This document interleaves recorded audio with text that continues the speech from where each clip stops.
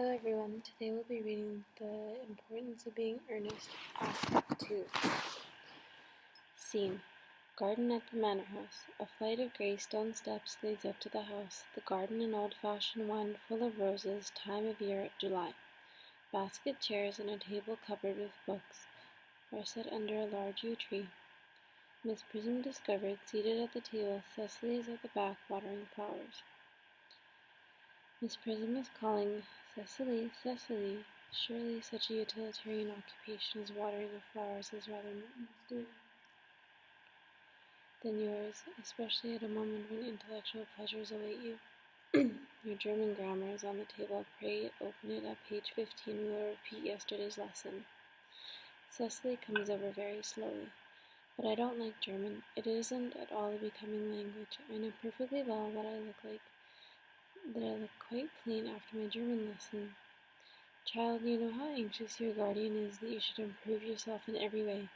He laid particular stress on your German as he was leaving for town yesterday. Indeed, he always lays stress on your German when he is leaving for town.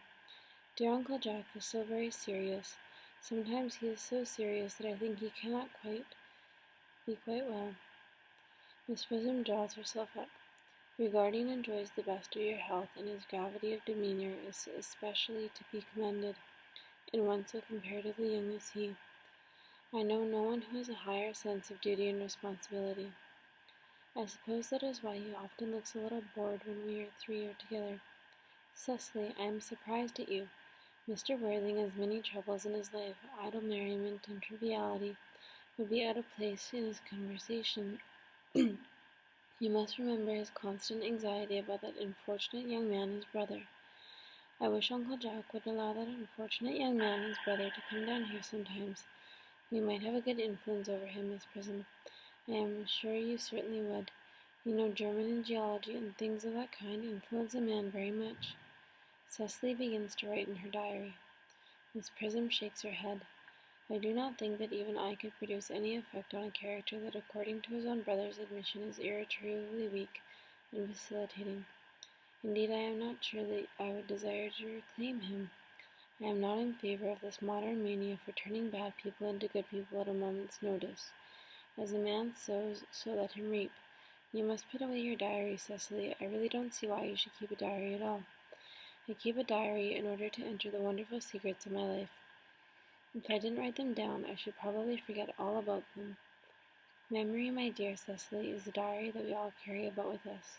Yes, but it usually chronicles the things that have never happened, and I couldn't possibly have happened.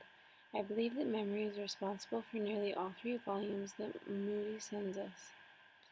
Do not speak slightly of the 3-volume novel, Cecily. I wrote one myself in earlier days. Did you really, Miss Prism? How wonderfully clever you are. I hope it did not end happily. I don't like novels that end happily. They depress me so much. The good ended happily and the bad unhappily. That is what fiction is. I suppose so, but it seems very unfair. And was your novel ever published? Alas, no. The manuscript unfortunately was abandoned. Cecily starts. I use the word in the sense of lost or mislaid. To your work, child, these speculations are profitless. Cecily smiles. But I see your dear Dr. Chasuble coming up through the garden.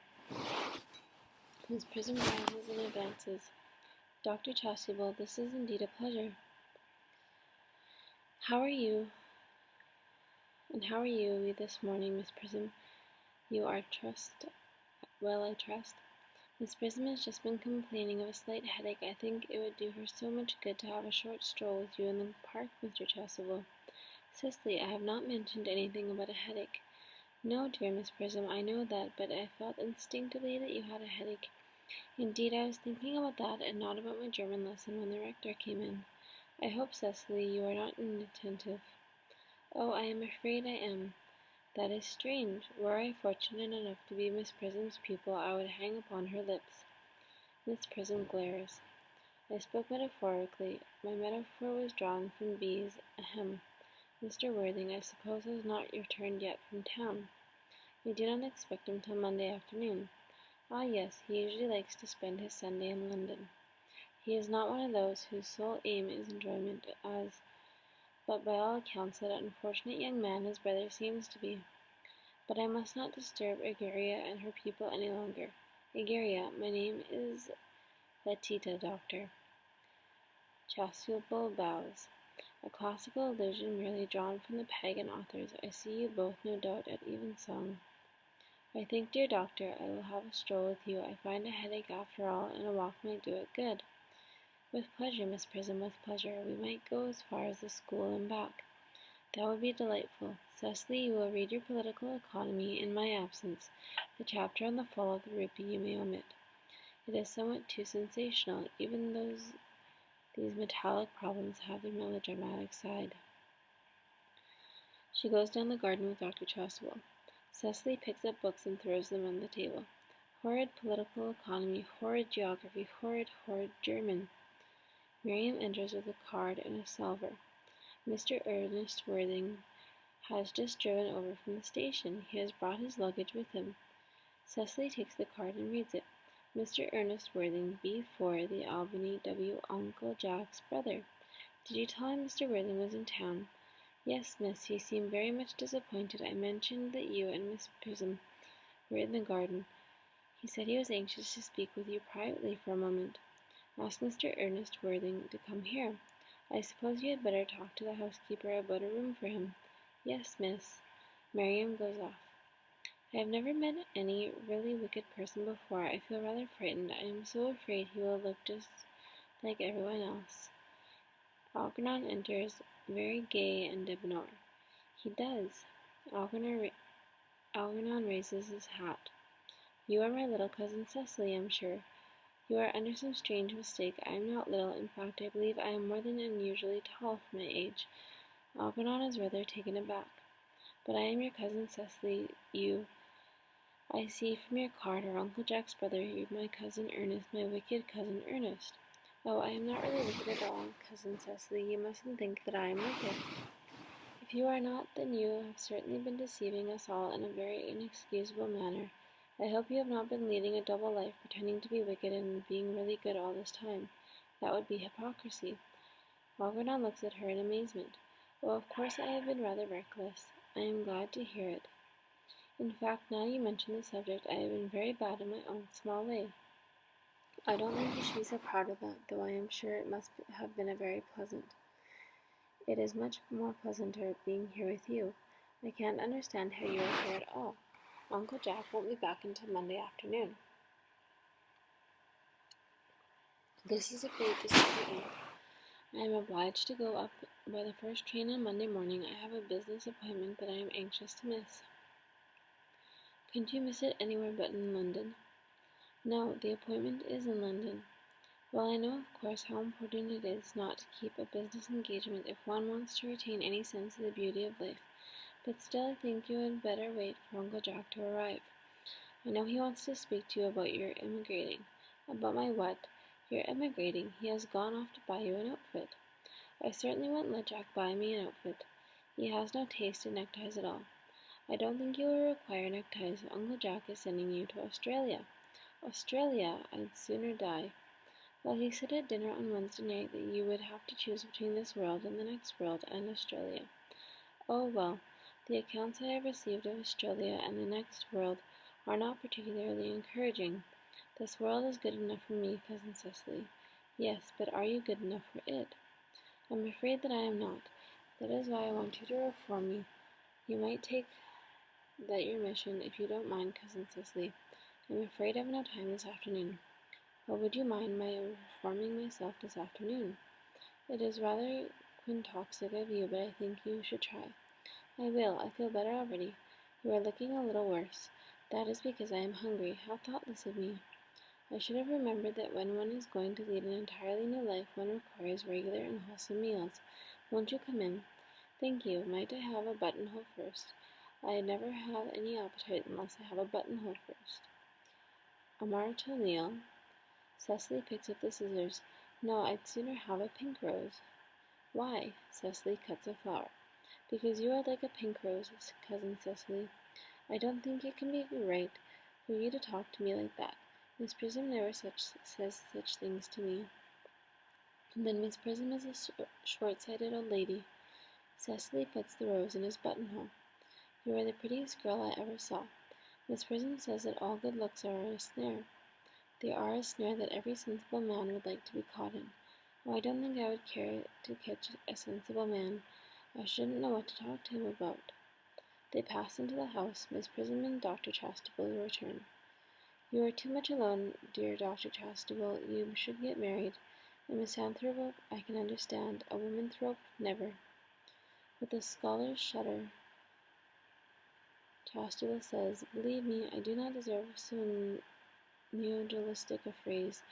The precept as well as the practice of the primitive church was distinctly against matrimony. That is obviously the reason why the primitive church has not lasted up to the present day, and you do not seem to realize, dear doctor, that by persistently remaining single a man converts himself into a permanent public temptation. Men should be more careful. This very celibacy leads weaker vessels astray. But is a man not equally attractive when married? No, married man is ever attractive except to his wife, and often I've been told not even to her. That depends on the intellectual sympathies of the woman. Maturity can also always be depended upon. Ripeness can be trusted. Young women are green. Dr. Chasuble starts.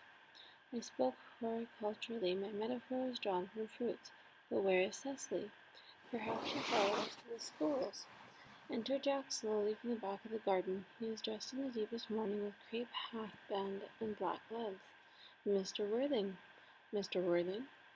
This is indeed a surprise. We did not look for you till Monday afternoon. Jack shakes Miss Prism's hand in a tragic manner. I have returned sooner than expected, Dr. Chasuble. How are you? Dear Mr. Worthing, I trust your garb of woe does not betoken some terrible calamity. My brother, more shameful debts and extravagance, still leading his life of pleasure, shaking his head, dead. Your brother Earnest, dead, quite dead. What a lesson for him. I trust he will profit by it. Mr. Worthing, I offer you my sincere condolence. You have at least the consolation of knowing that you are always the most generous and forgiving of brothers. Poor Ernest, he had many faults, but it is sad, sad blow. Very sad indeed. Were you with him in the end? No, he died abroad, in Paris, in fact. I had a telegram last night from the manager of the Grand Hotel. Was the cause of death mentioned? A severe chill, it seems. As a man sows, so shall he reap. Chasuble raises his hand. Charity, dear Miss Prism, charity. None of us are perfect. I myself am particularly susceptible to draughts. Will the interment take place here? No, he seems to have expressed a desire to be buried in Paris. In Paris. He shakes his head. I fear that hardly points to any very serious state of mind at the last. You would no doubt wish me to make some slight allusion to this tragic domestic affliction next Sunday. Jack presses his hand convulsively.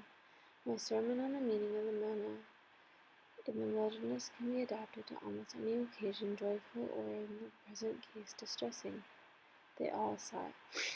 I have preached it at harvest celebrations, christenings, confirmations, on days of humiliation, and festival days. The last time I delivered it was in the cathedral as a charity sermon on behalf of the Society of the Prevention of Discontent among the upper orders. The bishop who was present was much struck by some of the analogies I drew. Ah, that reminds me, you mentioned christenings. I think Dr. Chasuble. I suppose you know how to christen all right. Dr. Chasuble looks astounded. I mean, of course you are continually christening, aren't you? It is, I regret to say, one of the rector's most constant duties in this parish.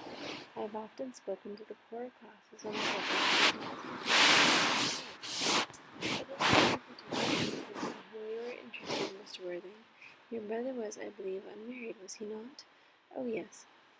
Miss Prism bitterly says people who live entirely for pleasure usually are.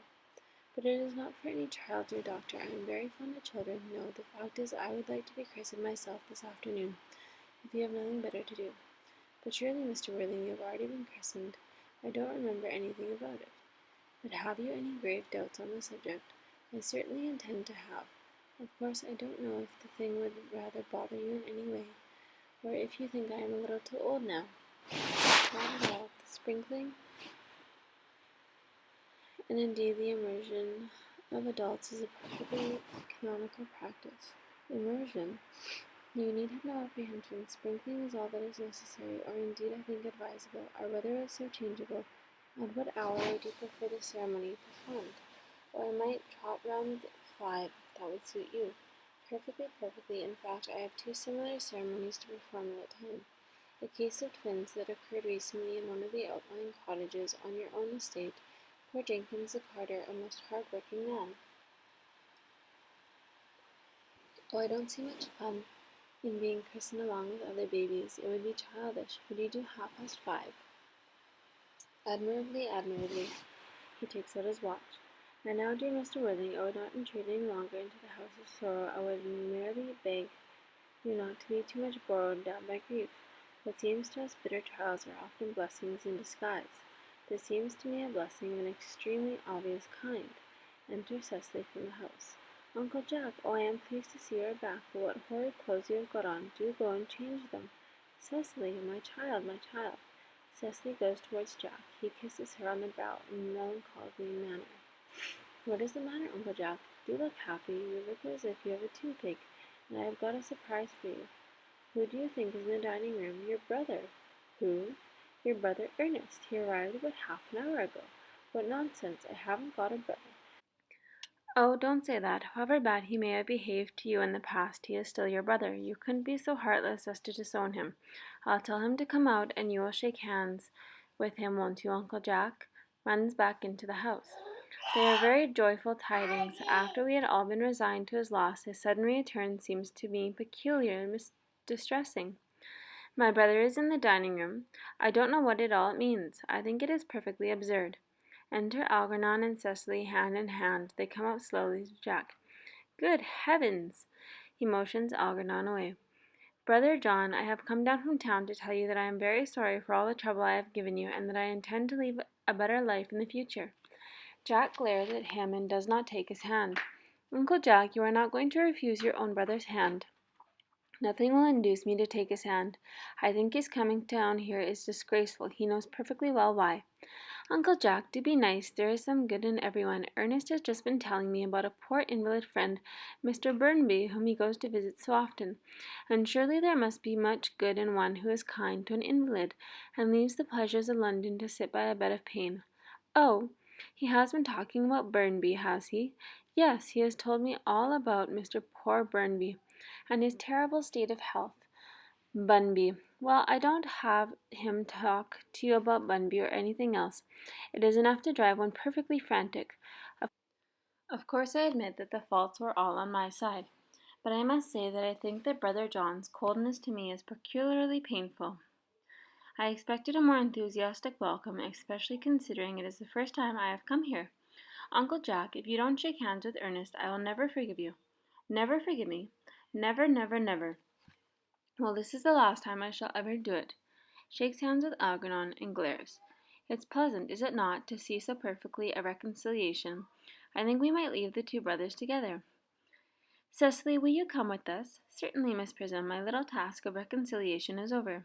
You have done a beautiful action today, dear child. We must not be premature in our judgments. I feel very happy. They all go off except Jack and Algernon. You young scoundrel, Algy, you must get out of this place as soon as possible. I don't allow any bunburying here. Merriman enters. I have put Mr. Ernest's things in the room next to yours, sir. I suppose that is all right. What? Mr. Ernest's luggage, sir. I have unpacked it and put it in the next room to your own. His luggage? Yes, sir. 3 postmiss, a dressing case, 2 hat boxes, and a large luncheon basket. I am afraid I can't stay more than a week this time. Merriman ordered the dog cart at once. Mr. Ernest has been suddenly called back to town. Yes, sir. He goes back into the house. What a fearful liar you are, Jack. I have not been called back to town at all. Yes, you have. I haven't heard anyone call me. Your duty as a gentleman calls you back. My duty as a gentleman has never interfered with my pleasures in the smallest degree. I can quite understand that. Well, Cecily is a darling. You're not to talk of Miss Cardew like that. I don't like it.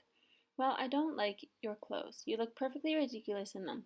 Why on earth don't you go up and change? It is perfectly childish to be in deep mourning for a man who is actually staying for a whole week with you in your house as a guest. I call it grotesque. You are certainly not staying with me for a whole week as a guest or anything else. You have got to leave by 4:05 train. I certainly won't leave you so long as you are in mourning. It would be most unfriendly. If I were in mourning, you would stay with me, I suppose. I should think it very unkind if you didn't. Well, will you go if I change my clothes? Yes, if you are not too long. I never saw anybody take so long to dress, and with such little result. Well, at any rate, that is better than you being always overdressed as you are. If I am occasionally a little bit overdressed, I make up for it by always being immensely overeducated. Your vanity is ridiculous, your conduct an outrage, and your presence in my garden utterly absurd. However, you have got to catch the 4:05, and I hope you will have a pleasant journey back to town. This Bunburying, as you call it, has not been a great success for you. They go into the house. I think it has been a great success. I am in love with Cecily, and that is everything. Enter Cecily at the back of the garden. She picks up the can and begins to water the flowers. But I must see her before I go and make arrangements for another Bunbury. Ah, there she is. Oh, I merely came back to water the roses. I thought you were with Uncle Jack. He's gone to order the dog cart for me. Oh, is he going to take you for a nice drive? He's going to send me away. Then have we got to part? I am afraid so. It is a very painful parting. It is always painful to part from people whom one has known for a very brief space of time. The absence of old friends can endure with equanimity, but even a momentary separation from anyone whom one has just been introduced is almost unbearable. Thank you. Merriman enters. The dog cart is at the door, sir. Algernon looks appealingly at Cecily. It can wait, Merriman. For 5 minutes. Yes, miss. Merriman exits. I hope, Cecily, I shall not offend if I state quite frankly and openly that you seem to be in every way the visible personification of absolute perfection. I think your frankness does you great credit, Ernest. If you will allow me, I will copy your remarks into my diary. She goes over to the table and begins writing in the diary. Do you really keep a diary? I'd give anything to look at it. May I? Oh, no. She puts her hand over it. You see, it is simply a very young girl's record of her own thoughts and impressions, and consequently meant for publication. When it appears in volume form, I hope you will order a copy, but pray, Ernest, don't stop. I delight in taking down from dictation. I have reached absolute perfection. You can go on. I am quite ready for more. Somewhat taken aback. Oh, don't cough, Ernest. While one is dictating, one should speak fluently and not cough. Besides, I don't know how to spell a cough. She writes as Algernon speaks. Algernon speaks very rapidly. Cecily, ever since I first looked upon your wonderful and incomparable beauty, I have dared to love you wildly, passionately, devotedly, hopelessly. I don't think you should tell me that you love me wildly, passionately, devotedly, hopelessly. Hopelessly doesn't seem to make much sense, does it? Cecily. Merriman enters. The dog cart is waiting, sir. Tell them to come round next week at the same hour. Merriman looks at Cecily, who makes no sign. Yes, sir. Merriman retires. Uncle Jack would be very much annoyed if he knew you were staying on till next week at the same hour. Oh, I don't care about Jack. I don't care about anybody in the whole world but you. I love you, Cecily. You will marry me, won't you? You silly boy, of course. Why, we have engaged for the last 3 months. For the last 3 months? Yes, it will be exactly 3 months on Thursday. But how did we become engaged? Well, ever since dear Uncle Jack first confessed to us that he had a younger brother who was very wicked and bad, you of course had formed the chief topic of conversation between myself and Miss Prism, and of course a man who is much talked about is always very attractive. One feels there must be something in him after all. I dare say it was foolish of me, but I fell in love with you, Ernest. Darling, and when was the engagement actually settled? On the 14th of February last. Worn out by your entire ignorance of my existence, I determined to end the matter one way or the other, and after a long struggle with myself, I accepted you under the dear old tree here. The next day I bought this little ring in your name, and this is the little bangle with the true lover's knot I promised you always to wear. Did I give you this? It's very pretty, isn't it? Yes, you've wonderfully good taste, Ernest. It's the excuse I've always given for your leading such a bad life. And this is the little box in which I keep all your dear letters. He kneels at the table, opens the box, and produces letters tied up with blue ribbon. My letters? But my own sweet Cecily, I have never written you any letters. You need hardly remind me of that, Ernest. I remember it only too well that I was forced to write your letters for you. I wrote always 3 times a week and sometimes oftener. Oh, do let me read them, Cecily. Oh, I couldn't possibly. They would make you far too conceited. She replaces the box. The 3 of you wrote me after I had broken off the engagement are so beautiful and so badly spelled that even now I can hardly read them without crying a little. But was our engagement ever broken off? Of course it was. On the 22nd of last March. You can see the entry if you like. She shows the diary. Today I broke off my engagement with Ernest. I feel it is better to do so. The weather still continues charming. But why on earth did you break it off? What had I done? I had done nothing at all, Cecily. I am very much hurt indeed to hear you broke it off, particularly when the weather was so charming. It would hardly have been a really serious engagement if it hadn't been broken off at least once. But I forgave you before the week was out. Algernon crosses to her and kneels. What a perfect angel you are, Cecily. You dear romantic boy. He kisses her, put her fingers through his hair. I hope your hair curls naturally. Does it? Yes, darling, with a little help from others. I am so glad. You never break off our engagement again, Cecily. I don't think I could break it off now that I have actually met you. Besides, of course there is the question of your name. Yes, of course. You must not laugh at me, darling, but it had always been a girlish dream of mine to love someone whose name was Ernest. Algernon rises, Cecily also. There is something in that name that seems to inspire absolute confidence. I pity any poor married woman whose husband is not called Ernest. But my dear child, do you mean to say you could not love me if my name was some other? But what name? Oh, any name you like. Algernon, for instance. But I don't like the name of Algernon. Well, my own dear, sweet, loving little darling, I really can't see why you should object to the name of Algernon. It is not at all a bad name. In fact, it is a rather aristocratic name. Half of the chaps who get into the bankruptcy court are called Algernon. But seriously, Cecily, he moves to her. If my name was Algy, couldn't you love me? Cecily rises. I might respect you, Ernest. I might admire your character, but I fear that I should not be able to give you my undivided attention. Ahem. Cecily. He picks up his hat. Your rector is here. I suppose, though thoroughly experienced in the practice of all the rites and ceremonials of the church. Oh yes, Dr. Chasuble is a most learned man. He has never written a single book, so you can imagine how much he knows. I see him at once on a most important christening. On most important business. Oh, I shan't be away more than half an hour. Considering that we have been engaged since February the 14th, and I only just met you today for the first time, I think it is rather hard that you should leave me for so long a period as half an hour. Couldn't you make it 20 minutes? I'll be back in no time. Kisses her and rushes down the garden. What an impetuous boy he is. I like his hair so much. I must enter his proposal in my diary. Merriman enters. Miss Fairfax has just called to see Mr. Worthing on very important business, Miss Fairfax states. Isn't Mr. Worthing in his library? Mr. Worthing went over in the direction of the rectory some time ago. Pray ask the lady to come out here. Mr. Worthing is sure to be back soon, and can bring you tea. Yes, miss. Goes out.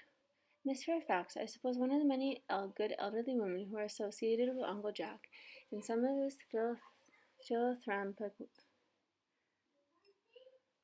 philanthropic work in London. I don't quite like women who are interested in philanthropic work. I think it is so forward of them. Enter Merriman. Miss Fairfax. Enter Gwendolen. Exit Merriman. Cecily advances to meet her. Pray let me introduce myself to you. My name is Cecily Cardew. Cecily Cardew, moving her hand and shaking hands. What a very sweet name. Something tells me that you are going to be great friends. I like you already more than I can say. My first impression of people are never wrong. How nice of you to like me so much after we have known each other such a comparatively short time. Pray sit down. Gwendolen still stands up. I may not call you Cecily, may I not? With pleasure. And you will always call me Gwendolen, won't you? If you wish. Then that is all quite settled, is it not? I hope so. A pause. They both sit down together. Perhaps this might be a favorable opportunity for my mentioning who I am. My father is Lord Bracknell, and I have never heard of Papa, I suppose. I don't think so. Outside the family circle, Papa, I am glad to say it is entirely unknown. I think that is quite as it should be. The home seems to be to me, the proper sphere for a man, and certainly once a man begins to neglect his domestic duties, he becomes painfully effeminate, does he not? And I don't like that. It makes men so very attractive. Cecily, Mamma, whose views on education are remarkably strict, has brought me up to be extremely short-sighted. It is a part of her system. So you do mind my looking at you through my glasses? Oh, not at all, Gwendolen. I am very fond of being looked at. After examining Cecily carefully through a long route. You are here on a short visit, I suppose. Oh, no, I live here. Really, your mother, no doubt, or some female relative of advanced years resides here also. Oh, no, I have no mother nor any relations, in fact. Indeed, my dear guardian, with the assistance of Miss Prism, has the arduous task of looking after me. Your guardian? Yes, I am Mr. Worthing's ward. Oh, it is strange he never mentioned to me that he had a ward. How secretive of him. He grows more interesting hourly. I am not sure, however, that the news inspires me with feelings of unmixed delight. She rises and goes to her. I am very fond of you, Cecily. I have liked you ever since I met you. But I am bound to state that now I know that you are Mr. Worthing's ward, I cannot help expressing a wish you were. Well, just a little older than you seem to be, and not quite so very alluring in appearance. In fact, if I may speak candidly, pray do, I think that whenever one has anything unpleasant to say, one should always be quite candid. Well, to speak with perfect candor, Cecily, I wish that you were fully 42 and more than usually played for your age. Ernest has a strong, upright nature. He is very soul of truth and honor. Disloyalty would be as impossible to him as a deception, but even men in the noblest possible moral character are extremely susceptible to the influence of the physical charms of others. Modern no less than ancient history supplies us with many painful examples of what I refer to. If it were not so indeed, history would be quite unreadable. I beg your pardon, Gwendolen. Did you say Ernest? Yes. Oh, but it is not Mr. Ernest Worthing who is my guardian. It is his brother, his elder brother. Gwendolen sits down again. Ernest never mentioned to me that he had a brother. I am sorry to say that they have not been in good terms for a long time. Ah, that accounts for it, and now that I think of it, I have never heard any man mention his brother. The subject seems distasteful to most men. Cecily, you have lifted a load off my mind. I was growing almost anxious. It would have been terrible if any cloud had come across a friendship like ours, would it not? Of course you are quite sure that it is not Mr. Ernest Worthing who is your guardian. Quite sure. Pause. In fact, I am going to be his. I beg your pardon. Rather shy and confidently, Cecily says, Dearest Gwendolen, there is no reason why I should make it a secret to you. Our little county newspaper is sure to chronicle the fact next week. Mr. Ernest Worthing and I are engaged to be married. Gwendolen quite politely rises. My darling Cecily, I think there must be some slight error. Mr. Ernest Worthing is engaged to me. The announcement will appear in the Morning Post on Saturday at the latest. Cecily very politely rises. I am afraid you must be under some misconception. Ernest proposed to me exactly 10 minutes ago. She shows her diary. Gwendolen examines the diary. It is certainly very curious, for he asked me to be his wife yesterday afternoon at 5:30. If you would care to verify the incident, pray do so. She produces a diary of her own.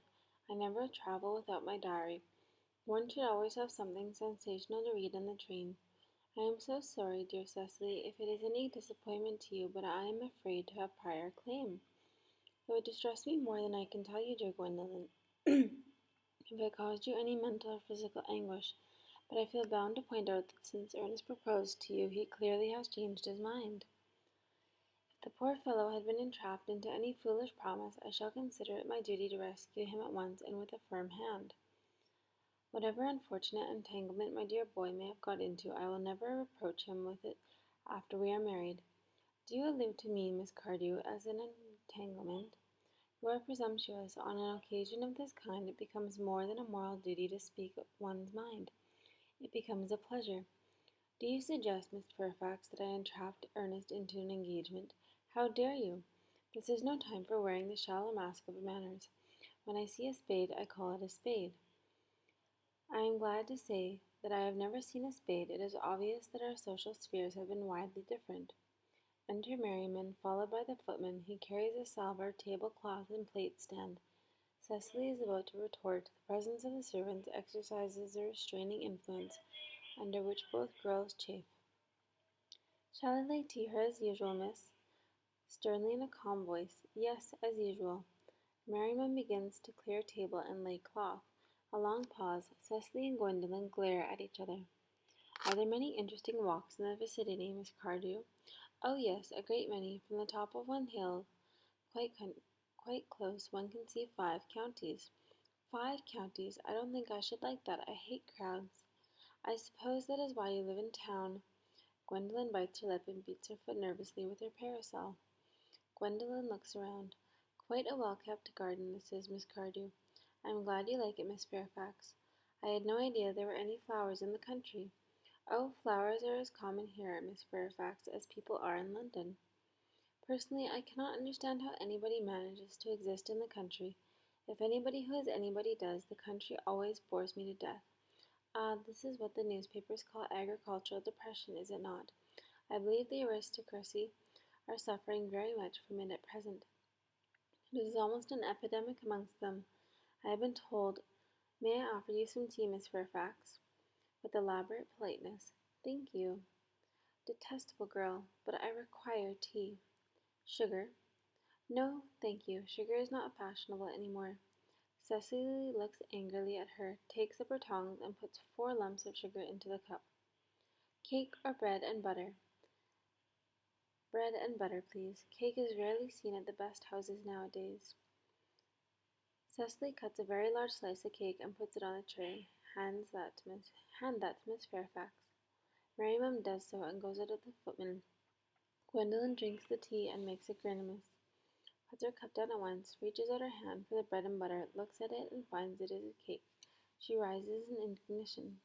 You have filled my tea with lumps of sugar, and though I asked most distinctly for bread and butter, you have given me cake. I am known for the gentleness of my disposition and an extraordinary sweetness of my nature. But I warn you, Miss Cardew, you may go too far.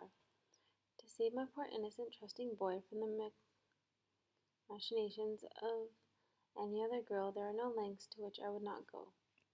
From the moment I saw you, I distrusted you. I felt that you were false and deceitful. I am never deceived in such matters. My first impression of people are invariably right. It seems to me, Miss Fairfax, that I am trespassing on your valuable time. No doubt you have other calls of a similar character to make in the neighborhood. Enter Jack, catching the sight of him. Ernest, my own Ernest. Gwendolen, darling. He offers her a kiss. Gwendolen draws back. A moment, may I ask if you are engaged to be married to this young lady? She points to Cecily. My dear little Cecily, of course not. What could have put such an idea into your pretty little head? Thank you. You may. I knew there must be some misunderstanding, Miss Fairfax. The gentleman whose arm is at present round your waist is my guardian, Mr. John Worthing. I beg your pardon. This is Uncle Jack.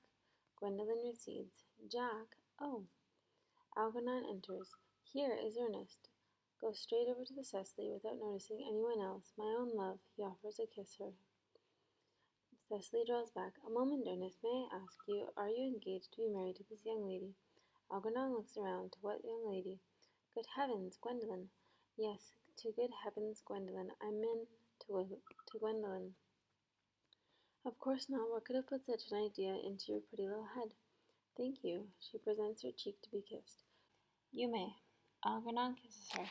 I felt there was some slight error, Miss Cardew. The gentleman who is now embracing you is my cousin, Mr. Algernon Moncrief. Cecily breaks away from Algernon. Algernon Moncrief? Oh! The two girls move towards each other and put their arms round each other's waists for protection. Are you called Algernon? I cannot deny it. Oh. Is your name really John? Standing rather proudly.